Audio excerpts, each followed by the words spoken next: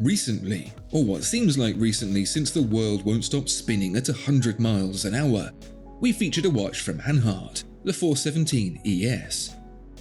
We said it had heritage. We said it had style. We said it was the watch Steve McQueen actually wore, and all those things were true. We also said it could be a bit smaller, which at 42mm, it could be. And now it is. Want to save money on your next watch? The Watchfinder price promise means you'll get the best price. Search Watchfinder to discover more. Never mind what I say, science has told us that watches should be 39mm. Now, since this isn't Wikipedia, I don't have to cite my sources, so you'll just have to take my word for it. The proof I'll give you is the Tudor Black Bay 58, a 39mm watch that's owned by your favourite watch YouTuber. I can say that because literally everyone making videos about watches on YouTube either has one or is about to buy one. Maybe you like 42mm watches or even 36mm watches, and sure, that's fine. You're the exception that proves the rule. Everyone else here, whether they know it or not, prefers 39. It's a fact as solid as the rock that binds this earth together, as clear as spring water from the Himalayan mountains, as tangible as that hair stuck on the back of your tongue. At least it is to 99% of the human population. To the brands that make the watches, however, it's the biggest mystery since the case of the missing sock. I still think the washing machine ate it. Before we determine whether or not the 39mm version of the 417 ES is better, it is, I want to ponder for a moment, as it has become my trademark to do, on something tenuously related. Answer me this: if 39mm is the sweet spot, why do so many manufacturers insist on completely ignoring it? Do they also insist that the sky is red and that bricks float? The answer to both of those things is sometimes, rarely.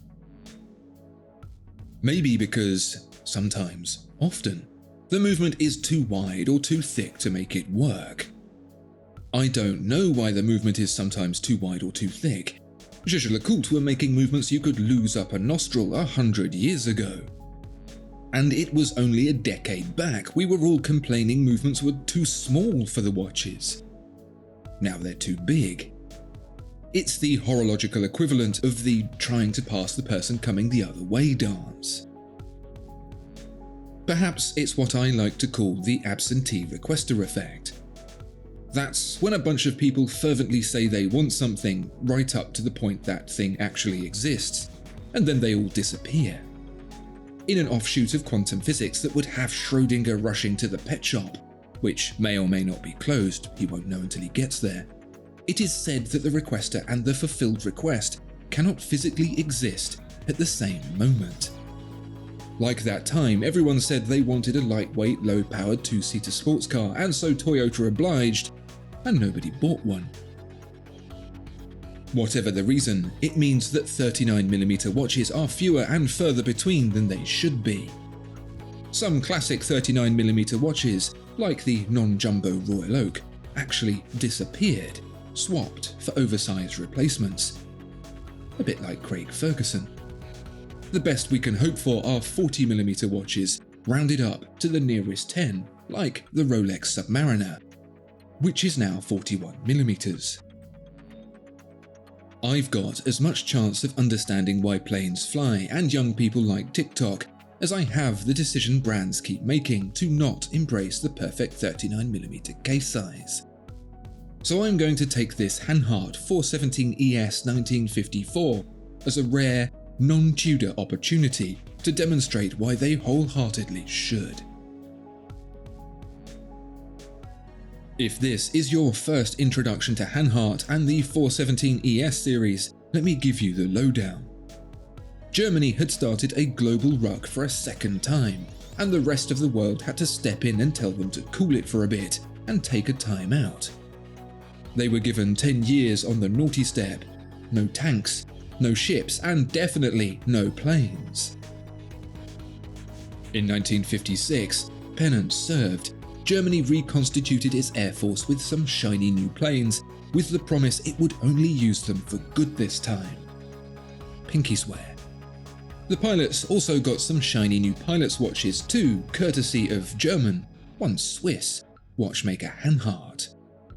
The 1954 417ES was packed to the gills with tech. They were luminous, anti-magnetic, shockproof, and featuring a turning bezel and chronograph. It was not only useful but ruggedly beautiful too. And you don't have to take my word for that either, because it was also Steve McQueen's favourite watch. I don't mean he was paid to wear it in a film. He himself paid to wear it in the opposite of a film, real life. You don't have to be a theoretical physicist to understand why. It's not corrupted by intent to sell it in jewelers' windows. It's not devoid of character either. It has the charm of an old but sturdy bench vise, built with work in mind by someone who cared about what they were doing. It's just a bench vise, but by golly is it not going to be the best damn bench vise you ever saw. Despite its smaller size, the 417ES 1954 not only gets a more attractive case size, it also doubles down on the shock resistance and anti-magnetism of its slightly older 42mm cousin. That watch was indeed both of those things, but not exceptionally so. In fact, Hanhart chose not to broadcast its anti-magnetic abilities on the dial, as it had done on the original at all, despite the modern spec actually being an improvement. This time, however, the 417ES 1954 actually gets a soft iron dial and adapted steel case to boost the anti-magnetism by a factor greater than 3.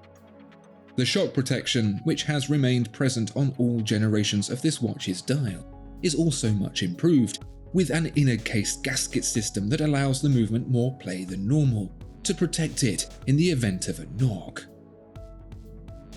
Both these additions would ordinarily beef up the case thicker than the posterior padding of a Kardashian, yet the 417ES 1954 retains the 42mm version's 13.3mm depth. That's 11.55mm, not including the domed sapphire. That is achieved by ditching the Solita caliber SW510's automatic winding rotor to make it an SW510M.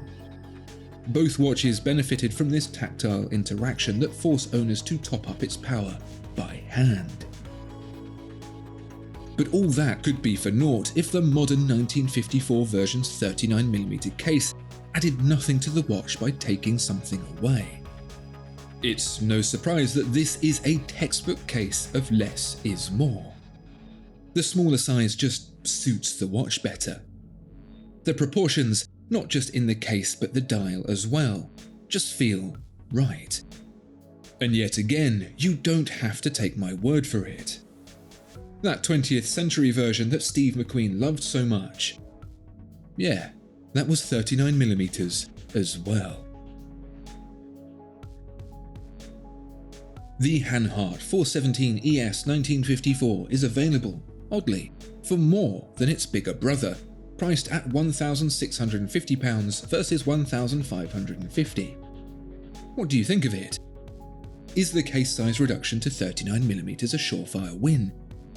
Or does bigger equal better?